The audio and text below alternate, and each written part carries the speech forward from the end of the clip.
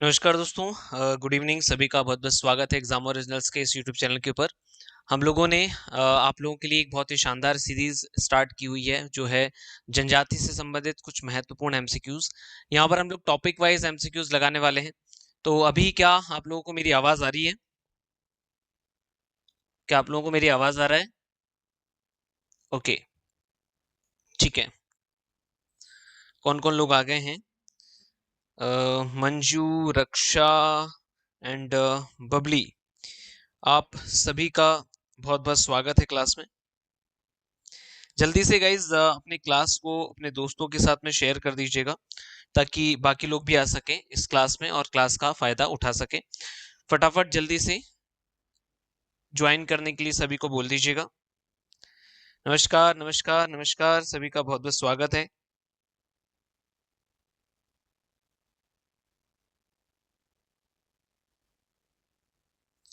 एक बार मैं सबको मैसेज कर देता हूं।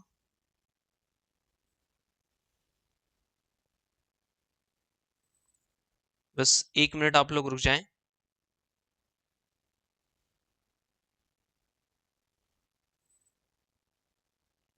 सुषमा जी, स्वागत है आपका। गौरी, अर्चना,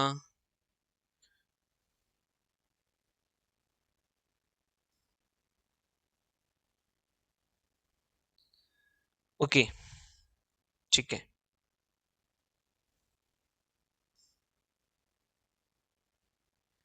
लगभग लगभग सभी लोग आ चुके हैं। हम लोग स्टार्ट करते हैं हमारी क्लास को। एक बात का विशेष ध्यान रखिएगा, जैसे कि हमारे जो YouTube चैनल है उसके ऊपर आप लोगों के लिए जनजाति की क्लासेस ऑलरेडी चल रही हैं। सर काफी डीपली आप लोगों को जनजाति के सारे डिटेल्स को पढ़ा रहे हैं, एक एक जनजाति को बहुत ज्यादा डिटेल में पढ़ा रहे हैं। तो जहां से सर ने पढ़ाया है वहां से तो आप लोगों के क्वेश्चंस होंगे ही होंगे, साथ में और भी एक्स्ट्रा क्वेश्चंस आप लोगों को यहाँ पर मिल सकते हैं, है ना। तो एक्स्ट्रा क्वेश्चंस अगर आप लोगों को मिलते हैं तो आप लोग ये मत मतलब सोचिएगा कि ये वाला क्वेश्चन नहीं पूछा जा सकता है, क्योंकि यहाँ पर आप लोगों के लिए टॉपिक वाइज एमसीक्यूज बनाए जा रहे हैं। तो संभवतः सर ने पढ़ाया होगा, वो तो सर ने बहुत ही अच्छा पढ़ाया है, लेकिन उन्होंने जो पढ़ाया है वहां से उसके अलावा भी कुछ एक्स्ट्रा क्वेश्चंस आपको एग्जाम ओरिजिनल्स देने वाला है। ठीक है, तो ये सारी चीजें आप लोगों के साथ में रहेंगी। चलिए आ गए। चलिए ओके गाइस, फर्स्ट क्वेश्चन आप लोगों की स्क्रीन, रुकिएगा रुकिएगा गाइस। इस क्वेश्चन का आंसर है, हाँ, इसका ए आंसर है। ए ए ए ए, है ना, मेरे दिमाग से निकल गया। 25 सितंबर 1985 को किया गया था कल्याण मंत्रालय का गठन। ठीक है, वो मैंने सोचा कि कुछ तो गलत हो गया है। 25 सितंबर 1985 को किया गया था कल्याण मंत्रालय का गठन। ए है इसका आंसर, याद रखिएगा आप लोग। अब इसके बाद नेक्स्ट है, भारत सरकार में जनजातीय मामलों का मंत्रालय कब गठित किया गया था? इसका आंसर दीजिएगा कि भारत सरकार में जनजातीय मामलों का मंत्रालय कब गठित किया गया था। दूसरा क्वेश्चन है, भारत सरकार में जनजातीय मामलों का, अच्छा अर्चना ने ए आंसर दिया था, चलिए गुड अर्चना, आपका आंसर सही है ए। भारत सरकार में जनजातीय मामलों का मंत्रालय कब गठित किया गया था?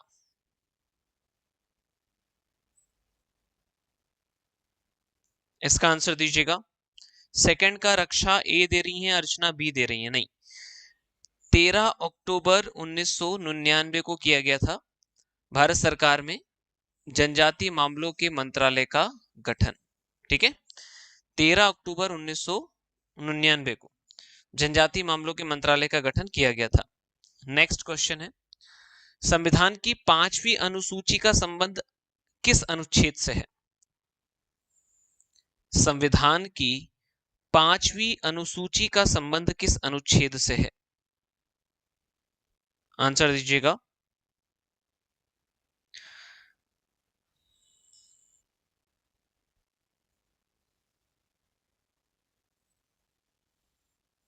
अच्छा ठीक है रक्षा, ठीक है, ओके बेटा, किस अनुच्छेद से है?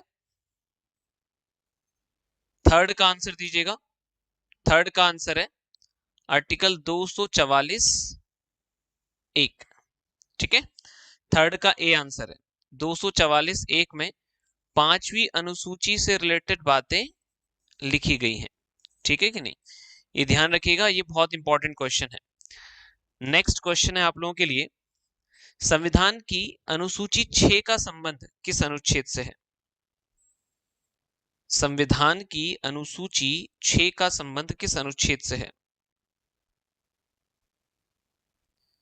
संविधान की अनुसूची 6 का संबंध किस अनुच्छेद से है?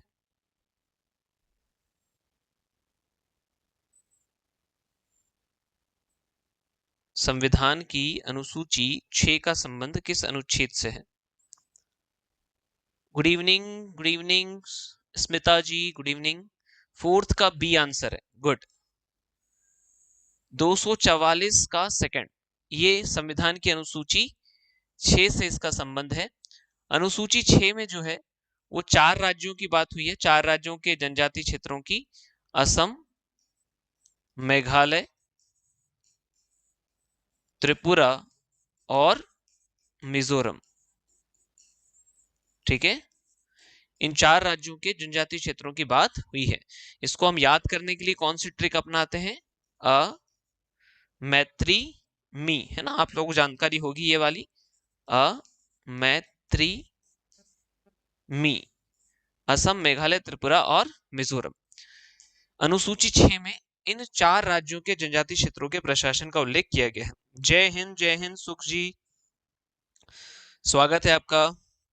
संविधान की अनुसूची 6 का संबंध किस राज्य से नहीं है? ये अभी मैंने आंसर बता दिया आप लोगों को, इसका आंसर तो आप लोग बहुत अच्छी तरीके से दे पाओगे, बताइएगा जल्दी से। संविधान की अनुसूची 6 का संबंध किस अथवा किन राज्य से नहीं है? एटीएम में अभी पांडे, अरे वाह, ये भी बहुत अच्छी बात है। हाँ बताएं, किस राज्य से नहीं है? 5 का सी आंसर दे रहे, रक्षा का आंसर सही है, सुषमा का आंसर भी सही है। चलिए सी, मैंने अभी बताया था आप लोगों को, जैसे कि अभी पांडे जी ने भी बोला है, एटीएम में, है ना, असम, त्रिपुरा, मेघालय और मिजोरम। तो मणिपुर नहीं है, मणिपुर का प्रावधान नहीं है, इसकी जगह क्या आ जाता? त्रिपुरा आ जाता। तो त्रिपुरा राज्य का प्रावधान है, त्रिपुरा राज्य के अनुसूचित जनजाति क्षेत्रों का प्रावधान है, कहां पर? अनुसूची 6 के अंदर। नेक्स्ट क्वेश्चन है आप लोगों के लिए, अनुसूची 5 के अनुसार किसी क्षेत्र को अनुसूचित क्षेत्र, अकॉर्डिंग टू शेड्यूल 5, किसी एरिया को अनुसूचित क्षेत्र, है ना, किसी एरिया को शेड्यूल एरिया राष्ट्रपति किस से परामर्श करने के बाद घोषित करते हैं? कोई बात नहीं बबली जी, कोई बात नहीं। अनुसूची 5 के अनुसार किसी क्षेत्र को, कोई एरिया है उसको अनुसूचित क्षेत्र, जनजाति के लिए अनुसूचित क्षेत्र, शेड्यूल एरिया, राष्ट्रपति जो है प्रेसिडेंट, किस से परामर्श करने के बाद, किसकी एडवाइस लेने के बाद उसको घोषित करते हैं?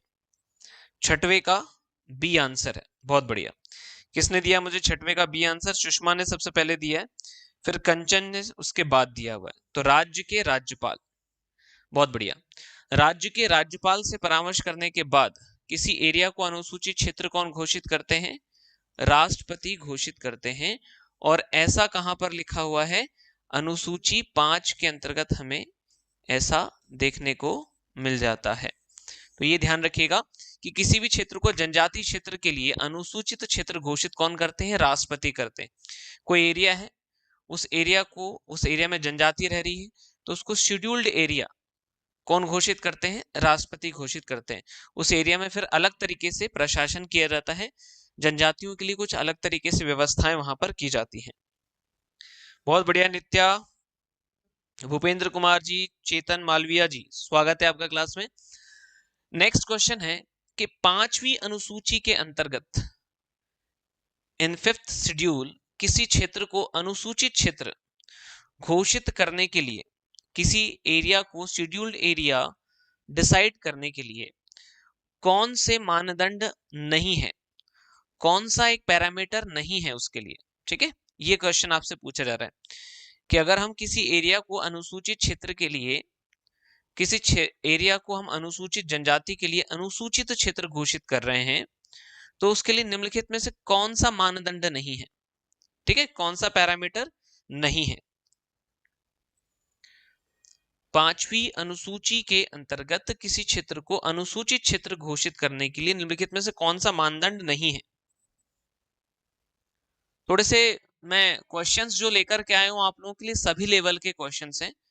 मैंने प्रयास यही किया है कि आप लोगों को सिंपल क्वेश्चंस भी दे दिया जाए, मॉडरेट क्वेश्चन भी दे दिया जाए और टफ क्वेश्चन भी आपके पास में रहे। तो सभी प्रकार के क्वेश्चंस यहाँ पर हैं। अगर नहीं बने तो भी क्लास में जरूर रहिएगा ताकि कम से कम उस क्वेश्चन का आंसर हमें मिल पाए। तो इसका आंसर हो जाएगा डी। इसका आंसर है डी। अगर किसी क्षेत्र को हम अनुसूचित जनजाति के लिए अनुसूचित क्षेत्र घोषित करना है तो वहां पर अनुसूचित जाति की जनसंख्या का निवास होना आवश्यक थोड़ी ना है, ये पैरामीटर जरूरी नहीं है। ठीक है, अगर हम किसी क्षेत्र को अनुसूचित जनजाति के लिए अनुसूचित क्षेत्र घोषित कर रहे हैं तो जनजाति जनसंख्या का बाहुल्य होना चाहिए, ये बात सही है। ये अनुसूची 5 में ही लिखा हुआ है। कौन सी अनुसूची के अंतर्गत लिखा हुआ है? ये 5 में लिखा हुआ है। अगर हम अनुसूची 5 के अनुसार किसी क्षेत्र को अनुसूचित क्षेत्र घोषित करेंगे तो वहां पर जनजातियों की जनसंख्या ज्यादा होनी चाहिए। दूसरी बात, क्षेत्र का तर्कसंगत आकार और जनजाति की सघनता अच्छी होनी चाहिए, मतलब ट्राइबल्स की डेंसिटी वहां पर अच्छी होनी चाहिए, ज्यादा संख्या में वहां पर ट्राइबल्स होने चाहिए। फिर पड़ोसी क्षेत्र की तुलना में वो आर्थिक रूप से पिछड़ा हुआ हो, इकोनॉमिकल बैकवर्ड होना चाहिए आसपास के एरिया से, तब जाकर के तो हम उसको शेड्यूल्ड एरिया घोषित करेंगे और वहां पर स्पेशल प्रोविजन किया जाएगा एडमिनिस्ट्रेशन के माध्यम से। तो ये 3 जो पैरामीटर्स हैं, ये 3 जो मानदंड हैं, वो तो है किसी भी क्षेत्र को अनुसूचित जनजाति के लिए अनुसूचित क्षेत्र घोषित करने के लिए। ठीक है, ये लास्ट वाला पैरामीटर इसमें अटैच नहीं हो रहा है according to schedule 5। Next question है, भारतीय शासन अधिनियम 1935 में अनुसूचित जनजाति को किस नाम से पुकारा गया था? अनुसूचित क्षेत्र, किसी क्षेत्र को अनुसूचित क्षेत्र राष्ट्रपति घोषित करता है नित्या, राज्यपाल के परामर्श से। जैसे अगर मध्य प्रदेश में किसी क्षेत्र को अनुसूचित क्षेत्र घोषित करना है तो मध्य प्रदेश राज्यपाल के परामर्श के बाद राष्ट्रपति घोषित करते हैं उसको। बताइएगा किस नाम से पुकारा गया है? इसका आंसर आप अपने जल्दी से दीजिएगा। 8 का डी आंसर दे रहे हैं, नहीं, सी कहा गया था, सी पिछड़ी जनजाति कहा गया था। देखिए, भारत शासन अधिनियम 1935 भारतीय संविधान के विकास से संबंधित है ना, डेवलपमेंट ऑफ इंडियन कॉन्स्टिट्यूशन। तो भारतीय संविधान के विकास से संबंधित है और इसमें अगर हम लोग देखें तो किस नाम से पुकारा गया था? पिछड़ी जनजाति कहा गया था 1935 के अधिनियम में। ठीक है, चलिए नेक्स्ट। अब अगर बात करते हैं अपन, ये भी आप लोगों को जानकारी होगी कि हरिजन किसने कहा था? हरिजन कहा था महात्मा गांधी ने, है ना, महात्मा गांधी ने हरिजन कहा था। फिर उसके बाद में अनुसूचित जनजाति किसने कहा था? हमारे भारतीय संविधान के अंतर्गत अनुसूचित जनजाति शब्द आया है और इसके विषय में इस शब्द के लिए किसने सिफारिश की थी? घुरिये साहब ने सिफारिश की थी कि जो जनजाति समाज है उसके लिए अनुसूचित जनजाति शब्द होना चाहिए भारतीय संविधान के अंदर। घुरिये साहब ने इसके लिए सिफारिश की थी। ये ध्यान रखिएगा, कुछ इंपॉर्टेंट पॉइंट्स और मैं आप लोगों को यहाँ पर बताते हुए चल रहा हूँ। अब बात करते हैं कि राष्ट्रपति जो है, काफी अच्छा क्वेश्चन है ये वाला भी, सिंपल प्रश्न है हालांकि। राष्ट्रपति किसी राज्य के राज्यपाल से परामर्श करने के बाद, प्रेसिडेंट जो है किसी स्टेट के गवर्नर से परामर्श करने के बाद, एडवाइस लेने के बाद, राज्य में रहने वाली किसी जाति को, किसी भी कास्ट को अनुसूचित जनजाति शेड्यूल्ड ट्राइब्स किस अनुच्छेद के आधार पर, किस आर्टिकल के बेस पर घोषित करते हैं? बताइएगा। राष्ट्रपति घोषित करते हैं किसी भी जाति को अनुसूचित जनजाति, राज्यपाल से परामर्श लेने के बाद घोषित करते हैं, तो कौन से अनुच्छेद में ऐसा कहा गया है? कौन से आर्टिकल में ऐसा कहा गया था? चिराग शर्मा ने सी आंसर दिया है, बहुत बढ़िया चिराग शर्मा, गुड। 9 का सी आंसर है 342 में।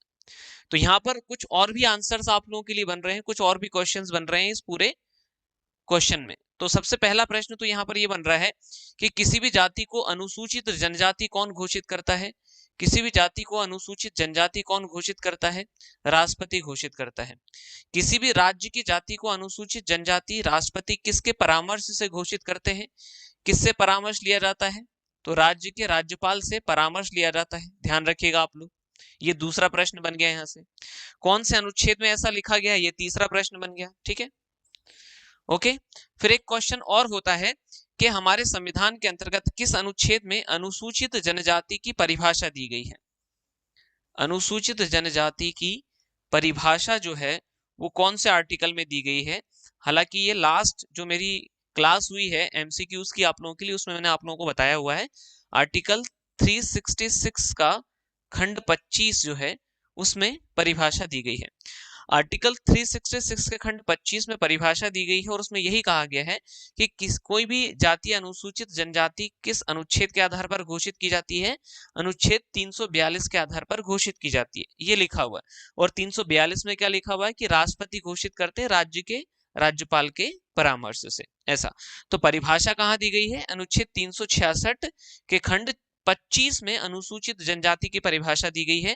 ये भी मोस्ट इंपॉर्टेंट क्वेश्चन है दोस्तों। ये मान करके चलिए कि ये वाला परिभाषा वाला क्वेश्चन तो आपका आ ही गया, क्योंकि कॉन्स्टिट्यूशनल प्रोविजंस के एमसीक्यूज कर रहे हैं या कॉन्स्टिट्यूशनल प्रोविजंस आपके टॉपिक के अंतर्गत है, तो ये प्रश्न तो आपका आ ही गया है, मान करके चलिएगा आप लोग। बहुत बढ़िया सुख अहिरवार जी। भारतीय संविधान के किस भाग में अनुसूचित जनजाति को परिभाषित किया गया है? Definition of scheduled tribes in which part of Indian Constitution? भारतीय संविधान के किस भाग में अनुसूचित जनजाति को परिभाषित किया गया है? अपने फ्रेंड्स को भी इस क्लास का लिंक शेयर कर दीजिए, चाहे वो हिंदी मीडियम से हो चाहे इंग्लिश मीडियम से। हिंदी मीडियम के लिए भी मैं बताते चल रहा हूँ, इंग्लिश मीडियम के लिए भी मैं इंग्लिश में ट्रांसलेट करके बता देता हूँ। आंसर दीजिएगा। भारतीय संविधान के किस भाग में अनुसूचित जनजाति को परिभाषित किया गया है? देखिए, हमने ये बात तो देख लिया है, मैं आपको बताता हूं। इसका आंसर है 19। मैं पहले आंसर बता देता हूं। इसका आंसर है 19। परिभाषा किस में दी गई है? अनुच्छेद परिभाषा किस में दी गई है? भाग 19 में परिभाषित किया गया है। कैसे देखते हैं, मैं बताता हूं। देखिए, अगर मैं बात करता हूं कि परिभाषा कौन से अनुच्छेद में दी गई है, 366 के खंड 25 में परिभाषा दी गई है। तो परिभाषा इस अनुच्छेद में है और ये अनुच्छेद संविधान के कौन से भाग में दिया गया है? ये अनुच्छेद संविधान के भाग 19 में दिया गया है। ठीक है, अच्छा। इस अनुच्छेद में लिखा हुआ है कि कोई भी जाति अनुसूचित जनजाति अनुच्छेद 342 के आधार पर घोषित की जाती है। ठीक है, तो अनुच्छेद 342 कहां पर दिया गया है? ये है भाग 16 में। ठीक है, अब देखो क्वेश्चन बड़ा ट्विस्ट करने वाला है आप लोगों के लिए। अब इसमें अगर भाग 16 लिखा हुआ रहता तो बहुत सारे विद्यार्थी भाग 16 आंसर दे सकते थे, लेकिन गौर करिएगा इस प्रश्न के ऊपर कि प्रश्न पूछ क्या रहा है। डेफिनेशन ऑफ शेड्यूल्ड ट्राइब्स पूछ रहा है, अनुसूचित जनजाति की परिभाषा पूछ रहा है। परिभाषा कौन से आर्टिकल में है? 366 के 25 में है और ये आर्टिकल संविधान के पार्ट 19 के अंतर्गत है। हर एक क्वेश्चन को बहुत अच्छे से हमको करना पड़ेगा, क्योंकि सब कुछ अब यूनिट 10 का नया नया है, तो हमें बहुत अच्छे से क्वेश्चंस करना है गाइस, है ना। ध्यान रखिएगा आप लोग। किस अनुच्छेद में कहा गया है? ये आ जाएंगे फंडामेंटल राइट्स के क्वेश्चंस के ऊपर अब हम लोग, है ना, कि शेड्यूल्ड ट्राइब्स के पास में कौन कौन से मौलिक अधिकार हैं। किस अनुच्छेद में ये कहा गया है ना, किस आर्टिकल में ऐसी बात कही गई है कि राज्य अर्थात सरकार केवल ओनली धर्म, मूल वंश, जाति और लिंग और जन्म स्थान, इन 5 आधारों पर किसी भारतीय नागरिक से कोई भेदभाव नहीं करेगा। कौन से आर्टिकल में ऐसा कहा गया है? नमस्कार बबलेश जी। अनुच्छेद 14, अनुच्छेद 15(1), अनुच्छेद 15(2), अनुच्छेद 16(2), किस आर्टिकल में ऐसी बात कही गई है? प्रश्न बहुत ही गौर से समझना है ना। ये आसान क्वेश्चंस नहीं होंगे जनजाति से संबंधित संवैधानिक प्रावधान वाले, तो अच्छे से इन क्वेश्चंस को हम लोगों को करना है। ये प्रावधान 15(1) में दिया गया है। नित्या ठाकुर ने आंसर दिया है, बहुत बढ़िया। बी इसका आंसर हो जाएगा, 11 का बी, गुड। 15(1) में ये बात हुई है, आर्टिकल 15(1) में ये बात हुई है। अब भेदभाव नहीं करेगा तो किससे भेदभाव नहीं होने की बात होती है? अधिकांशतः हमारे यहाँ पर एसटी और एससी से। इसलिए आर्टिकल 15(1) का ये जो प्रावधान है वो अनुसूचित जनजाति से कनेक्ट हो जाता है कि सरकार जो है किसी जातिवादी और किसी भी आधार पर भारत के किसी भी नागरिक से कोई भेदभाव नहीं करेगी। सरकार कोई भेदभाव नहीं करेगी, यही बात बताई गई है आर्टिकल 15(1) के अंतर्गत। चलिए नेक्स्ट है, अगला प्रश्न आप लोगों के लिए कि यह प्रावधान किस अनुच्छेद में है? ये जो प्रोविजन है वो किस आर्टिकल में प्रोविजन है कि राज्य किसी नागरिक से, राज्य मतलब सरकार, स्टेट, स्टेट मतलब यहां पर सरकार से है, किसी नागरिक से, किसी सिटीजन से दुकान, सार्वजनिक भोजनालय, होटल, मनोरंजन के स्थल, सार्वजनिक उपयोग हेतु कुएं तथा स्नान घाट पर जाने से भेदभाव नहीं करेगा। सरकार इन जगह पर जाने से किसी भी व्यक्ति से कोई भेदभाव नहीं करेगी, चाहे वो जनरल का हो चाहे एसटी एससी का हो। ठीक है, तो यहाँ पर शेड्यूल ट्राइब्स ऐड हो जाती है कि उनसे भेदभाव नहीं होगा। ये कौन से आर्टिकल में दिया गया है? अनुच्छेद 15(1) में अंदर ये दिया गया है, अनुच्छेद 15(2) में ये प्रोविजन किया गया है, अनुच्छेद 16(2) में है या 15(3) में है? गाइस एक बात का विशेष ध्यान रखिएगा, अगर आपको आंसर नहीं भी आता हो तो भी मैं बोलूंगा कि पूरी की पूरी क्लास अटेंड करिएगा, क्योंकि इस क्लास को अटेंड करने से भी आपको बहुत सारे क्वेश्चंस के आंसर्स मिल जाएंगे और यही क्वेश्चन अगर वहां पर आ गए तो आप लोगों के लिए बहुत ही ज्यादा प्रॉफिटेबल रहेगा। ठीक है, 12 का डी, 12 का डी दे रहे हैं बहुत सारे लोग। 12 का डी है क्या?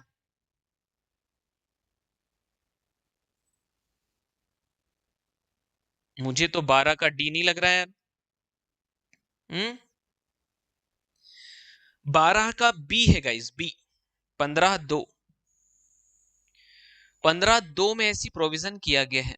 ये वाली जो बात है ना, ये अनुच्छेद 15(2) में कही गई है, ध्यान रखना आप लोग। जहां पर भी ऐसी बात आ जाए कि दुकान, सार्वजनिक भोजनालय, होटल, मनोरंजन में जाने से सरकार अनुसूचित जनजाति से कोई भेदभाव नहीं करेगी, कोई ऐसा प्रावधान नहीं बनाएगी कि अनुसूचित जनजाति से यहाँ पर कोई भेदभाव हो। तो ये प्रावधान कौन से आर्टिकल में दिया गया है? भारतीय संविधान के मौलिक अधिकार के अनुच्छेद 15(2) 15(2) के अंतर्गत ये प्रोविजन किया गया है। ठीक है, चलो नेक्स्ट। अब हर एक अनुच्छेद के ऊपर मैं नहीं जा रहा हूं, यहाँ पर ध्यान रखना आप लोग, क्योंकि हर अनुच्छेद के ऊपर जाएंगे तो क्लास हमारी काफी ज्यादा लंबी हो जाएगी। जो हमारे काम का आर्टिकल है हम लोग केवल उसकी बात अभी करते हैं। ठीक है, नेक्स्ट क्वेश्चन पर जाइएगा आप लोग। अगला अनुच्छेद है आप लोगों के लिए कि किस अनुच्छेद में कहा गया है कि राज्य को मतलब कि सरकार को, ठीक है, सामाजिक और शैक्षणिक दृष्टि से, social and educational point of view से पिछड़े हुए, बैकवर्ड नागरिकों के लिए, सिटीजन्स के लिए, किन्हीं वर्गों की उन्नति के लिए, उनके प्रमोशंस के लिए या अनुसूचित जातियों और अनुसूचित जनजातियों के लिए कोई विशेष उपबंध कर पाएगा। आंसर दीजिएगा इसका। 13 का आंसर दीजिएगा, कौन से आर्टिकल में ये लिखा गया है? कोई प्रोविजन करने की बात कही गई है। क्वेश्चंस बहुत ही जो है आप लोगों के लिए शानदार टाइप के हैं। 13 का डी आंसर दे रहे हैं, ओके ठीक है, बहुत बढ़िया। 13 का डी ही आंसर है गाइस। 15(4) में ऐसी बात कही गई है ना, कि राज्य इस तरीके का काम कर सकता है, स्टेट इस तरीके का काम कर सकता है। बिल्कुल सही बात है, ठीक है। 13 के अंतर्गत डी वाला है, 15(4) में ऐसी बात कही गई है, 15(4) में ये वाली बात कही गई। हर एक क्वेश्चन बहुत ज्यादा इंपॉर्टेंट है, ध्यान रखिएगा आप लोग, क्योंकि ये आप लोगों के लिए इसी तरीके के क्वेश्चन अब संवैधानिक प्रावधान से पूछे जाएंगे, है ना। चलिए नेक्स्ट क्वेश्चन है, अनुसूचित जाति जनजाति के उत्थान के लिए सभी केंद्रीय शैक्षणिक संस्थानों में, सभी सेंट्रल गवर्नमेंट के एजुकेशनल इंस्टीट्यूशंस में और निजी प्राइवेट संस्थानों में आरक्षण संबंधी प्रावधान किस अनुच्छेद में दिया गया है? रिजर्वेशन रिलेटेड प्रोविजंस किस आर्टिकल में दिए गए हैं? ओके, तो 14वें का आंसर दीजिएगा। 15, 1, 2, 3 या 5 किस में ये प्रावधान किया गया है?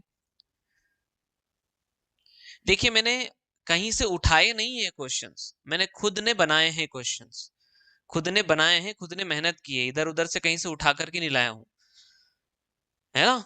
तो उस हिसाब से इन प्रश्नों को देखिएगा आप लोग। आंसर दीजिएगा 15, 14 का डी, बहुत बढ़िया, डी आंसर है इसका। 15/5 में ये बात बताई गई है, ये जो बात बोली गई है ये 15/5 में बोली गई है, ठीक है। 15/1 की बात आपको पता है, 15/1 में क्या कहा गया है ना? धर्म, मूलवंश, जाति, लिंग इनमें से किसी आधार पर भेदभाव नहीं होगा। दुकान, सार्वजनिक भोजनालय में जाने से किसी के साथ में कोई भेदभाव नहीं होगा, ठीक है। बाकी 3 अपने लिए अभी जनजाति से रिलेटेड इतना ज्यादा इंपॉर्टेंट नहीं है। चौथा और 5वां अनुच्छेद 15 का, अनुच्छेद 15(4) और अनुच्छेद 15(5) थोड़ा सा इंपॉर्टेंट है, अनुसूचित जनजाति को कनेक्ट करते हैं वो आर्टिकल्स, है ना। उससे रिलेटेड क्वेश्चंस मैं बना चुका हूं आप लोगों के लिए। राज्य को पिछड़े हुए नागरिकों के किसी वर्ग के पक्ष में, बैकवर्ड क्लासेस सिटीजन्स के किसी भी वर्ग के पक्ष में जिनका प्रतिनिधित्व राज्य की राय में राज्य के अधीन सेवाओं में पर्याप्त नहीं है। राज्य अर्थात के सरकार की राय में जो सर्विसेज है सरकार के अधीन, वहां पर एक्चुअल रिप्रेजेंटेशन उनको नहीं मिल पा रहा है, उन बैकवर्ड क्लासेस को, तो नियुक्ति या पदों के लिए आरक्षण उपलब्ध करने वाला प्रावधान किस अनुच्छेद में है? बताइएगा।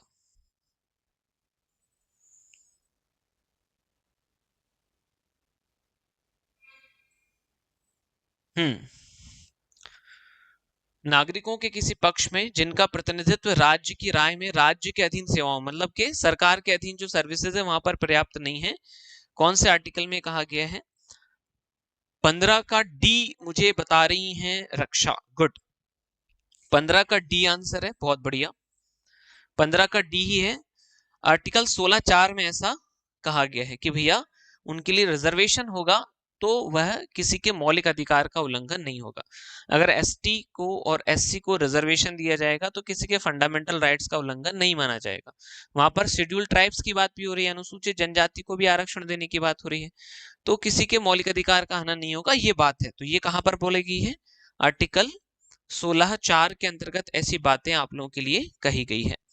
नेक्स्ट प्रश्न है आप लोगों के लिए कि राज्य किसी व्यक्ति को विधि के समक्ष समता, इक्वल, विधि के समक्ष समता और विधियों के समान संरक्षण से वंचित नहीं करेगा। ये आर्टिकल में बात कही है, राज्य अर्थात सरकार की बात हुई है। विधि के समक्ष समता, ठीक है, इक्वलिटी बिफोर लॉ, और विधियों के समान संरक्षण, equal protection by the law, से वंचित नहीं करेगा। यह प्रोविजन कौन से आर्टिकल में कहा गया है? अब इसमें क्या होगा कि चाहे अमीर हो या गरीब हो, कानून के समक्ष सभी को समान माना जाएगा, लॉ के समक्ष सबको समान माना जाएगा। ऐसा नहीं होगा कि अनुसूचित जनजाति को ज्यादा दंड दे दिया जाए, ऐसा नहीं होगा हमारे यहाँ पर। यही प्रावधान किया गया अनुच्छेद 14 के अंदर। कौन से आर्टिकल में दिया गया है ये? बहुत बढ़िया, 16 का ए, बहुत शानदार। 14 के अंतर्गत ये बात कही गई है। बहुत ही, देखिए दोस्तों, हर एक आर्टिकल को बहुत अच्छे से समझना बहुत ज्यादा जरूरी है। मैं इंडियन पॉलिटी पढ़ा रहा हूं आप लोगों के लिए। इंडियन पॉलिटी की क्लासेस अभी सुबह 8:30 बजे चल रही है हमारे एग्जाम ओरिजिनल्स एप्लीकेशन के ऊपर। तो वहां पर अर्जुन 4 करके हमारा प्रीलिम्स का बैच चल रहा है, आप लोग जाकर के उसको भी ज्वाइन कर सकते हैं, है ना। वहां पर हमारी कुछ क्लासेस अभी चल रही हैं और ऑलमोस्ट 50% के ऊपर हम लोग कोर्स को कवर कर चुके हैं, है ना। तो आप आ सकते हैं वहां पर, आप लोगों के लिए रिकॉर्डेड सारी क्लासेस वहां पर अवेलेबल हैं। बात करते हैं 17वें प्रश्न की। छत्तीसगढ़, झारखंड, मध्य प्रदेश और उड़ीसा राज्यों में, स्टेट्स में, जनजातियों के कल्याण के लिए, for the welfare of tribes, एक मिनिस्टर अपॉइंट करने की बात किस अनुच्छेद में कही गई है? एक मंत्री नियुक्त करने की बात किस अनुच्छेद के अंतर्गत कही गई है? जल्दी से आंसर दीजिएगा। अपने दोस्तों के साथ में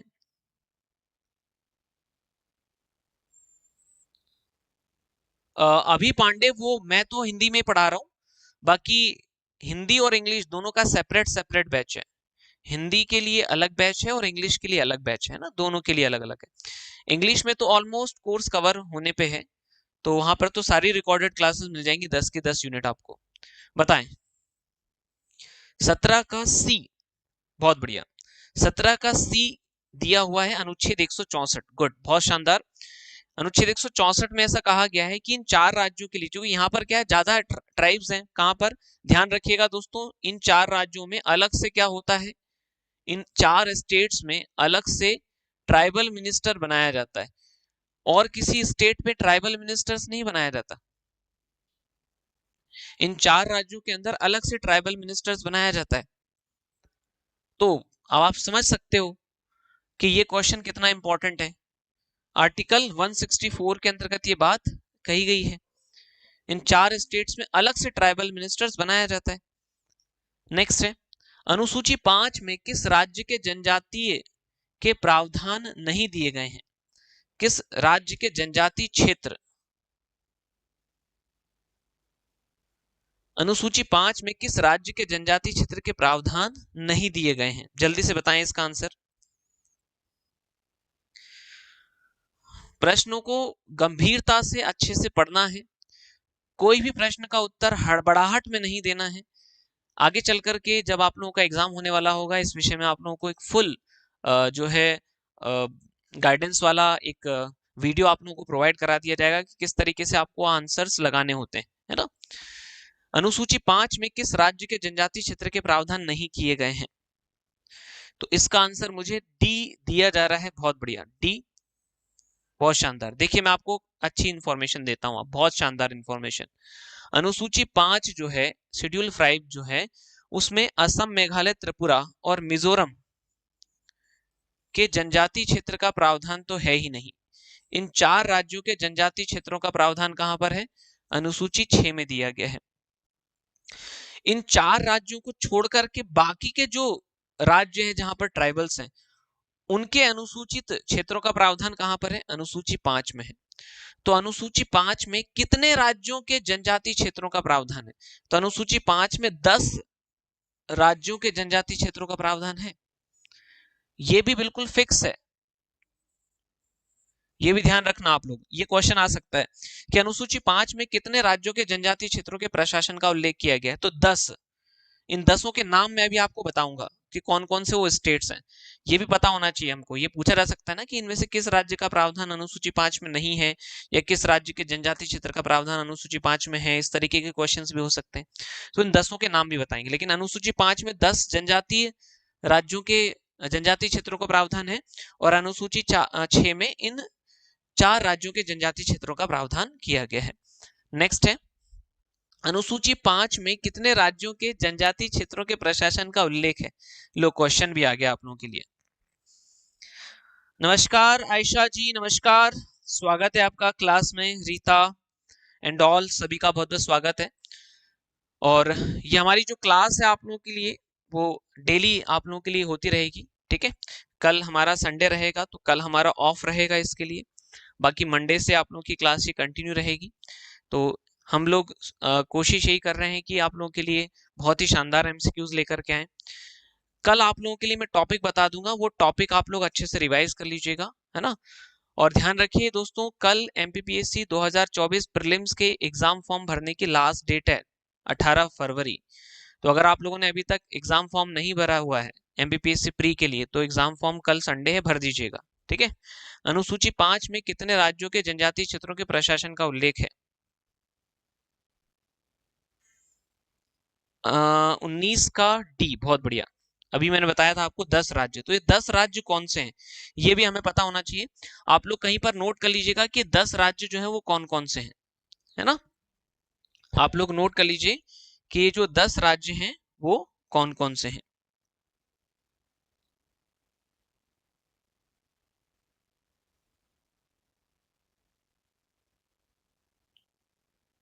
एक सेकंड गाइस।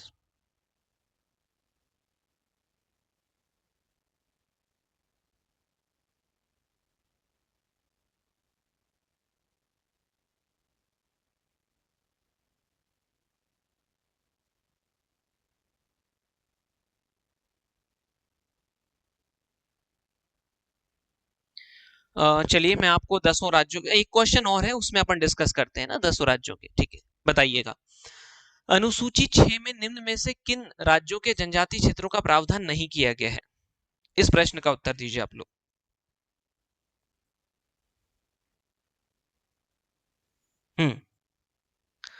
देखिए इसमें मैं आपको आंसर बता देता हूं। 10 राज्यों की बात हुई तो उत्तर प्रदेश के जनजातीय क्षेत्रों का प्रावधान अनुसूची 6 अनुसूची 5 है दोस्तों, ये ठीक है, अनुसूची 5।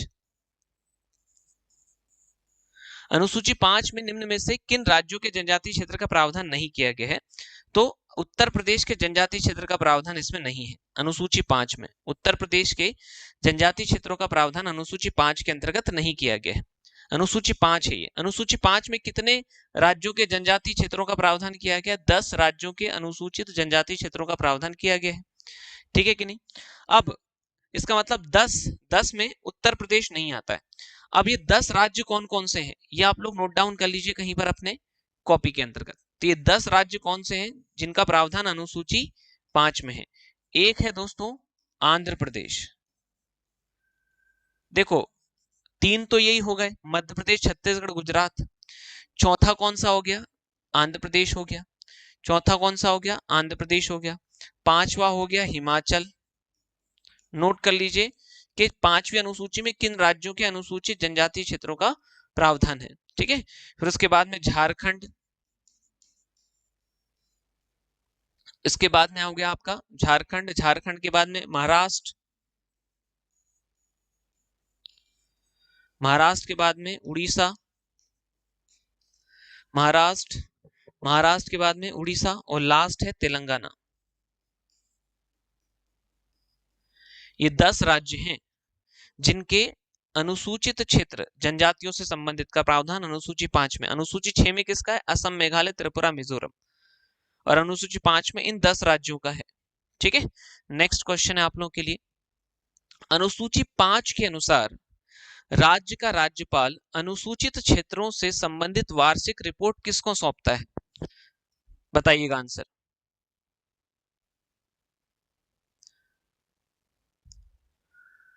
आंसर दीजिएगा कि अनुसूची 5 के अनुसार राज्य का राज्यपाल अनुसूचित क्षेत्रों से संबंधित वार्षिक रिपोर्ट किसको सौंपता है?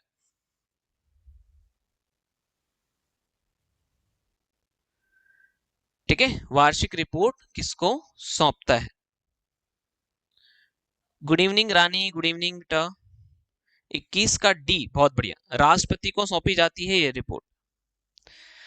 अनुसूची 5 के अनुसार राज्य का राज्यपाल अनुसूचित क्षेत्रों से संबंधित वार्षिक रिपोर्ट, कि अनुसूचित क्षेत्रों में क्या हुआ, कौन से कानून लागू हुए, क्या योजना लागू हुई, कितना विकास हुआ, ये सारी रिपोर्ट बनाई जाती है किसके द्वारा? राज्यपाल। और राज्यपाल मतलब बनाता कौन है? राज्य सरकार ही बनाती है, लेकिन राज्यपाल किसको सौंपते हैं? ये राष्ट्रपति को सौंपते हैं, ठीक है। नेक्स्ट है, अनुसूची 5 के अनुसार according to schedule 5 of Indian constitution, अनुसूचित क्षेत्रों में, शेड्यूल्ड एरियाज में किसकी कार्यपालिका शक्ति का विस्तार होता है? किसके एग्जीक्यूटिव पावर्स जो है वो वहां पर चलते हैं?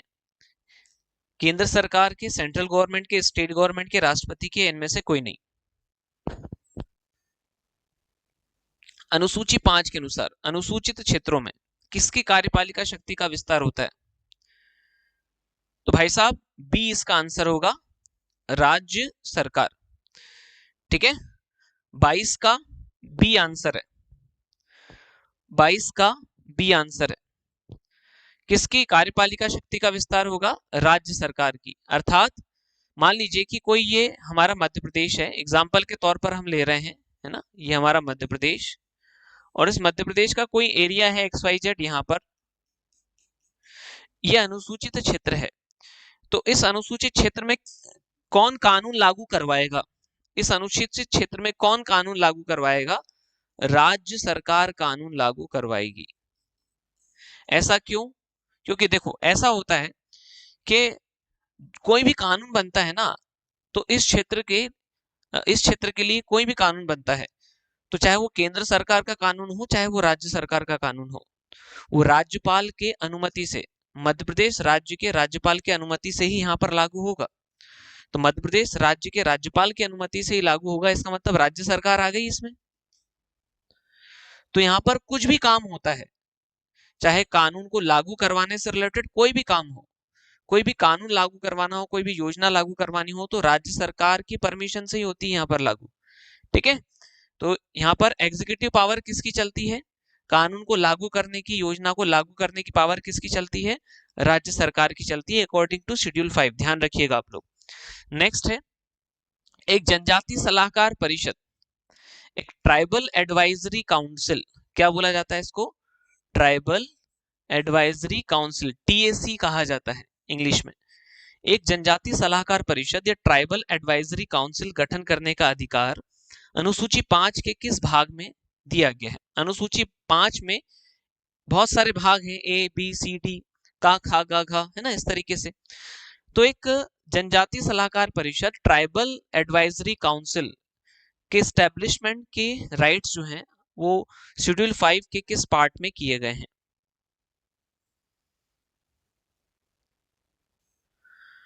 ये पीडीएफ आपको विथ आंसर मिल जाएगी टेलीग्राम चैनल में। ये पीडीएफ आपको विथ आंसर मिल जाएगी टेलीग्राम चैनल में। टेलीग्राम चैनल है एग्जाम ओरिजिनल्स का, इसी क्लास के डिस्क्रिप्शन में आपको उसका लिंक मिल जाएगा। हमारे एप्लीकेशन का लिंक भी दिया हुआ है जिसमें आप लोगों को कोर्स भी मिल जाएगा। ठीक है, हमारे एप्लीकेशन का लिंक भी दिया है जिसमें आप लोगों को कोर्स मिल जाएगा। हिंदी में अलग कोर्स बना हुआ है, इंग्लिश में अलग कोर्स बना हुआ है, दोनों के लिए सेपरेट सेपरेट कोर्सेज एप्लीकेशन के ऊपर हमारे यहाँ पर चलते हैं। तो किस पार्ट में ये कहा गया है? भाग खा के अंतर्गत ये प्रोविजंस है। पार्ट बी के अंदर प्रोविजन है कि एक जनजाति सलाहकार परिषद होगी जो एरिया के लिए क्या करेगी? सलाह देगी सरकार को। अनुसूची 5 के अनुसार जनजाति सलाहकार परिषद में अकॉर्डिंग टू शेड्यूल 5, जनजाति सलाहकार परिषद ट्राइबल एडवाइजरी काउंसिल में अधिकतम कितने सदस्य होंगे? मैक्सिमम कितने मेंबर्स होंगे?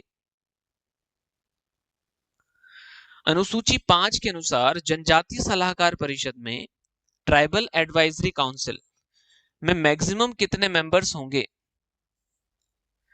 10, 20, 25 अथवा 30? 24 का आंसर दीजिएगा। 24 का आंसर अभी नहीं आया मेरे पास में, 24 का बी आंसर है। बहुत बढ़िया, रक्षा ने सही दिया, बी। मैक्सिमम सदस्य हो सकते हैं इसमें 20। ठीक है, इंपॉर्टेंट सारे क्वेश्चंस मैं आप लोगों के लिए लेकर के आ गया हूं। हालांकि आज संवैधानिक प्रावधान से संबंधित सारे क्वेश्चंस नहीं हो पाएंगे, कुछ क्वेश्चंस बचे रह गए हैं, तो वो क्वेश्चंस मैं अगली क्लासेस में आप लोगों को करवा दूंगा। क्लासेस में आप लोग कंटिन्यू रहिएगा, टेलीग्राम चैनल को जरूर ज्वाइन कर लीजिएगा, वहां पर मैं आपको इसका टॉपिक वगैरह सब बता देता हूं, है ना। क्लास के लास्ट में मैं आपका टॉपिक इसका एक बार और बता दूंगा। 20 मैक्सिमम मेंबर्स होते हैं। अनुसूची 5 के अनुसार सलाहकार परिषद से संबंधित, ट्राइबल एडवाइजरी काउंसिल से संबंधित नियम बनाने की शक्ति किसके पास है? कि ट्राइबल एडवाइजरी काउंसिल का अध्यक्ष कैसे नियुक्त होगा, उसके सदस्य कैसे नियुक्त होंगे, कैसे उसकी बैठकें होंगी, इससे रिलेटेड नियम या रूल्स बनाने की पावर किसके पास में है ना। According to schedule 5, tribal advisory council से रिलेटेड रूल्स एंड रेगुलेशंस बनाने की पावर किसके पास में है?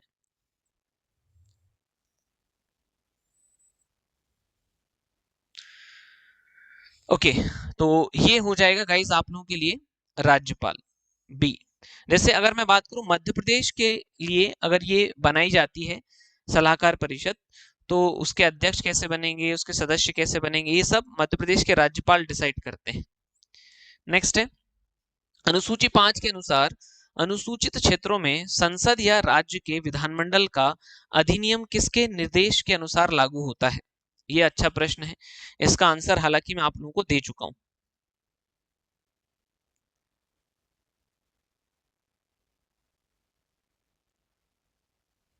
ठीक है,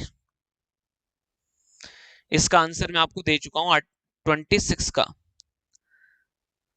स्मिता अहिरवार 25 का दिया, 26 का आंसर दीजिएगा। इस 26 का आंसर अनुसूची 5 के अनुसार अनुसूचित क्षेत्रों में कोई भी एक ट्राइबल एरिया है, वहां पर पार्लियामेंट का लॉ या स्टेट के लेजिस्लेचर, राज्य विधानमंडल का लॉ किसके निर्देश के अनुसार लागू होता है?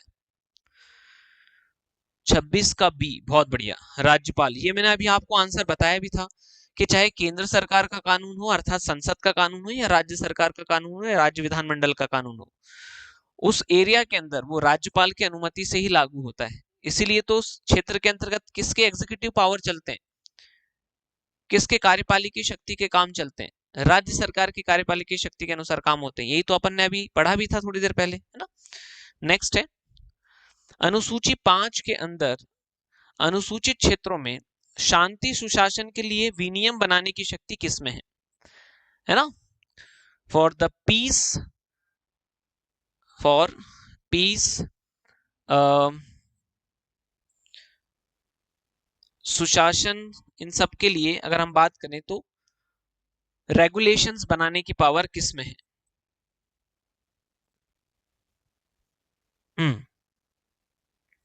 27 का बी, बहुत बढ़िया, राज्यपाल में है। अनुसूची 5 के अनुसार अनुसूचित क्षेत्रों में शेड्यूल एरियाज में शांति के लिए, वेलफेयर एडमिनिस्ट्रेशन के लिए और रेगुलेशन बनाने की पावर किसके पास में है। पीस एंड वेलफेयर एडमिनिस्ट्रेशन के लिए रेगुलेशंस बनाने की पावर किसके पास में है, राज्यपाल के पास में है। ठीक है, नेक्स्ट क्वेश्चन है आप लोगों के लिए। अगला प्रश्न है अनुसूची 5 के अनुसार किसी भी क्षेत्र को अनुसूचित क्षेत्र कौन घोषित करता है। इस क्वेश्चन का आंसर तो मैं आप लोगों को ऑलरेडी दे चुका हूं, है ना। गाइस आंसर जरूर दीजिए आप लोग, प्रश्न का उत्तर देने की पूरी कोशिश कीजिए। अनुसूची 5 के अनुसार किसी भी क्षेत्र को अनुसूचित क्षेत्र कौन घोषित करता है। अकॉर्डिंग टू शेड्यूल 5 किसी भी एरिया को शेड्यूल्ड एरिया कौन घोषित करता है। 28 का ए, बहुत बढ़िया, 28 का ए राष्ट्रपति करता है ना। किसके परामर्श से करता है, उस राज्य के राज्यपाल से परामर्श लेकर के और करता है। ठीक है, ये अनुसूची 5 के अंतर्गत ऐसी बात कही गई है। ओके, अनुसूची 6 से रिलेटेड प्रश्न है ये, शेड्यूल 6 से रिलेटेड ये प्रश्न है। स्वायत्त जिला ऑटोनोमस डिस्ट्रिक्ट, जैसे किसी एरिया को ऑटोनोमस डिस्ट्रिक्ट घोषित कर दिया जाता है असम, मेघालय, त्रिपुरा, मिजोरम में, कि वहां पर जनजातियों का ही एडमिनिस्ट्रेशन चलेगा। और क्षेत्रीय परिषद रीजनल काउंसिल कि 2-3 जिलों को मिलाकर के काउंसिल बना दी, वो वहां पर रेगुलेशंस बनाएगी, वो वहां पर रूल्स बनाएगी, उनके रूल्स एंड रेगुलेशंस ही चलेंगे वहां पर। के अधिनियमों मतलब के उनके कानून और प्रस्ताव के विलोपन मतलब खत्म करने और निलंबन मतलब सस्पेंड करने की शक्ति किसके पास में है, बताइएगा। किसी भी अनुसूची 6 के अकॉर्डिंग क्वेश्चन है ये कि असम, मेघालय, त्रिपुरा, मिजोरम में कोई स्वायत्त जिला बना दिया जाता है जनजातियों के लिए कि वहां पर केवल जनजातियों के रूल्स एंड रेगुलेशंस चलेंगे, या वहां पर कोई रीजनल काउंसिल बना दी जाती है 2-4 जिलों को जोड़ करके रीजनल काउंसिल के उनके द्वारा बनाए गए नियम ही वहां पर चलेंगे जनजातियों के। ठीक है, उससे रिलेटेड कोई कानून बन रहा है, कोई प्रस्ताव है, तो उसको खत्म करने या उसके सस्पेंशन की पावर, निलंबन की शक्ति किस में होती है।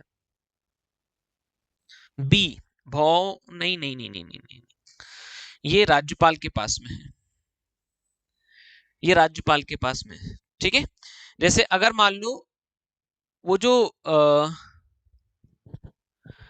ये जो स्वायत्त जिला एवं क्षेत्रीय परिषद है, ऑटोनोमस डिस्ट्रिक्ट्स की एक काउंसिल होगी जिसमें ट्राइबल्स के ही लोग रहेंगे, उस डिस्ट्रिक्ट के अंदर पूरे ट्राइबल्स के रूल्स ही चलेंगे।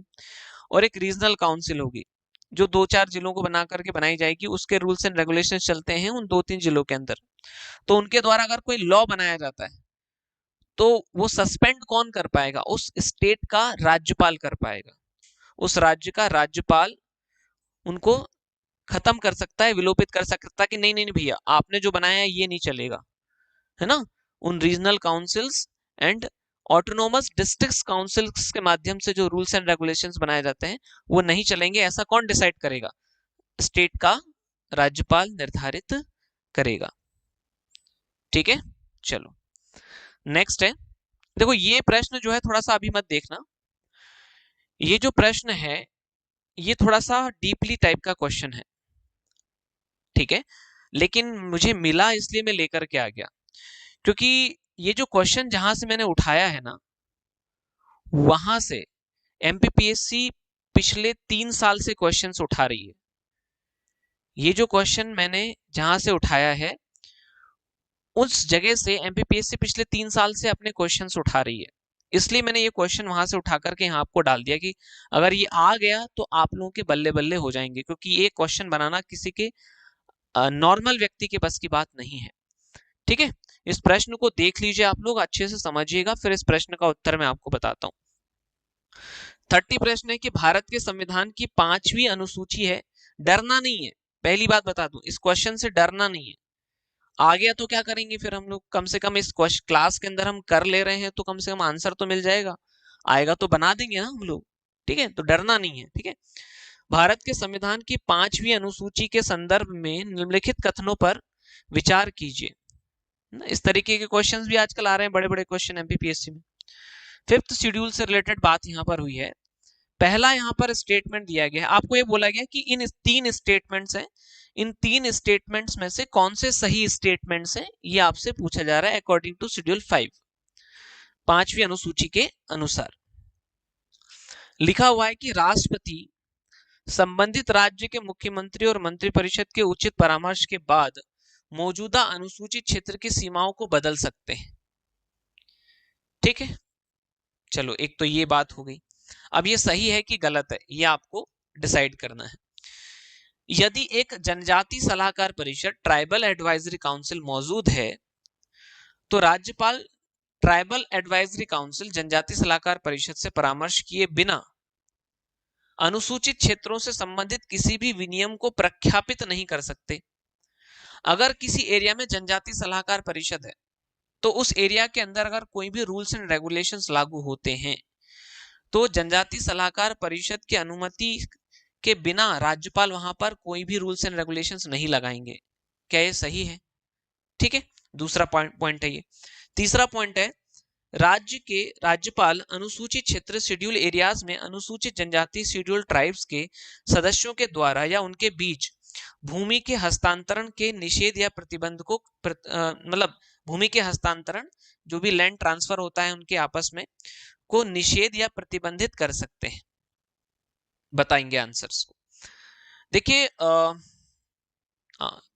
ये बी आंसर है, बहुत बढ़िया। मुझे रक्षा ने इसका बी आंसर दिया है, गुड, और इसका बी ही आंसर है। ठीक है, राष्ट्रपति संबंधित राज्य के यहां पर राज्यपाल शब्द आना चाहिए था, ये नहीं आना चाहिए था। अगर राज्यपाल आ जाता तो पहला भी सही हो जाता, लेकिन ये पहला वाला स्टेटमेंट गलत है। अब ये बात तो सही है ना, आपको ऑटोमेटिकली सही लग जाएगा कि किसी एरिया के अंदर ट्राइबल एडवाइजरी काउंसिल है तो ट्राइबल एडवाइजरी काउंसिल से हम एडवाइस लेंगे, तभी तो जाकर के उस ट्राइबल एडवाइजरी काउंसिल के एरिया में हम कोई रूल्स एंड रेगुलेशंस लागू कर सकते हैं ना। तो ये बात तो अच्छी है, राज्यपाल उनसे एडवाइस लेंगे, परामर्श लेंगे, उसके बाद ही वो क्या कर पाएंगे, वहां पर रूल्स एंड रेगुलेशंस लागू कर पाएंगे। तो ये सेकंड जो पार्ट है, सेकंड जो पॉइंट है वो बिल्कुल सही है। थर्ड जो है वो भी बिल्कुल एकदम सही है कि राज्यपाल क्या कर सकते हैं, अगर जनजाति के लोग भूमि बेच रहे हैं तो उस भूमि बेचने को वो रिस्ट्रिक्शन लगा सकते हैं, उस पर प्रतिबंध लगा सकते हैं राज्यपाल। ये तो अच्छी बात है, तो ये भी होना चाहिए, तो ये भी सही है। तो ये दोनों सही है ना, सेकंड और थर्ड जो है वो सही है, बाकी फर्स्ट जो है इसमें गलत है। ओके गाइस, तो अब आप लोग मुझे बता सकते हैं कि इन 30 प्रश्नों में से आपके कितने सही हैं। अब आप लोग मुझे बता सकते हैं इनके 30 क्वेश्चंस में से आपके कितने सही हैं, है ना। मैं नेक्स्ट टॉपिक आप लोगों के लिए देख लेता हूं कि अगला टॉपिक आप लोगों के लिए क्या रहने वाला है, जो हम लोग मंडे को करेंगे। ठीक है,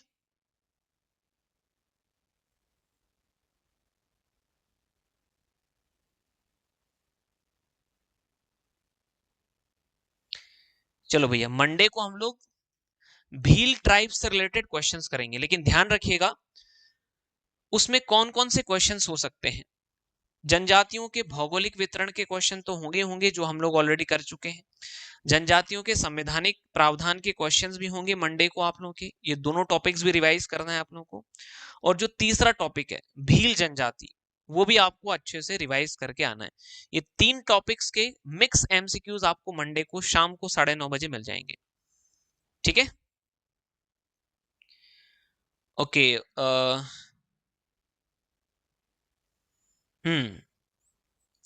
गुड। रक्षा के 26 सही हैं, मंजू के 27 सही हैं। ठीक है, रक्षा के 26 सही हैं और मंजू के 27 सही हैं, तो मंजू टॉपर है आज की, मतलब, है ना। मंजू आज की क्या हो जाएंगी, टॉपर हो जाएंगी। और रक्षा सेकंड टॉपर है। बहुत बढ़िया, आप लोगों से मुझे अच्छी उम्मीद है ना। जो लोग अगर इसमें 26-27 क्वेश्चन सही कर रहे हैं इन 30 में से, मतलब वो अच्छी कंडीशन में उनकी तैयारी चल रही है ना, उनकी तैयारी अच्छी कंडीशन में चल रही है। ऐसा मैं क्यों बोल रहा हूँ, ऐसा मैं इसलिए बोल रहा हूँ क्योंकि क्वेश्चंस अच्छे थे, अच्छे लेवल के क्वेश्चंस थे, है ना। और उसमें भी आप लोगों ने अगर अच्छा आंसर दिया है तो ये बहुत अच्छी बात है। और गाइज मैं इस क्लास को तेजी से भी चला सकता था, काफी फास्ट भी चला सकता था, लेकिन मेरी मजबूरी थी कि मैं इसको फास्ट नहीं चला पाया, क्योंकि क्वेश्चंस में आर्टिकल्स और आर्टिकल्स को समझ करके उनके आंसर्स देना बहुत ज्यादा जरूरी है। इसलिए मैं थोड़ा सा स्लो चला इस क्लास में, है ना। बाकी जहां पर भी क्लास को फास्ट करने की आवश्यकता होगी, बिल्कुल आप लोगों के लिए क्लास को फास्ट किया जाएगा, उसमें कोई चिंता वाली बात नहीं रहेगी। आगे चल करके जब हम बाकी के एमसीक्यूज करेंगे, जिनमें हमें ऐसे एमसीक्यूज करने को मिलेंगे जिनमें हम लोग जल्दी क्लास को जल्दी आगे बढ़ा लें, ज्यादा एमसीक्यूज कर लें, तो हम उन क्लासेस को ज्यादा तेजी से भी कर लेंगे। लेकिन आज की क्लास ज्यादा तेजी से चलाने वाली नहीं थी, नहीं तो आपके सिर के ऊपर से सारी बातें निकल जाती। ओके गाइस, तो आज की क्लास में ये खत्म करते हैं। और आप लोग हमारे एग्जाम ओरिजिनल्स के एप्लीकेशन पर भी आ सकते हैं। हिंदी का कोर्स अलग चल रहा है, इंग्लिश का कोर्स अलग चल रहा है, उसमें आप लोग आ सकते हैं। बहुत ही सस्ते में वो आप लोगों को दसों की दसों यूनिट्स वहां पर कवर करवाई जा रही हैं, है ना। मैं वहां पर लाइव क्लासेस भी आप लोगों के लिए ले रहा हूँ। कोई भी अगर सब्सक्रिप्शन से रिलेटेड आप लोगों के क्वेश्चंस हो, तो आप लोग इन नंबर्स पर भी कॉल कर सकते हो। आप लोगों को मुझसे कांटेक्ट करना है, तो 981 पर आप मुझे भी व्हाट्सएप कर सकते हैं ना, या आपको कॉल करना हो तो इस पे आप कॉल भी कर सकते हो। ठीक है, चलिए, ओके गाइस, बाय बाय, आज के लिए इतना बहुत है। जय हिंद, जय भारत।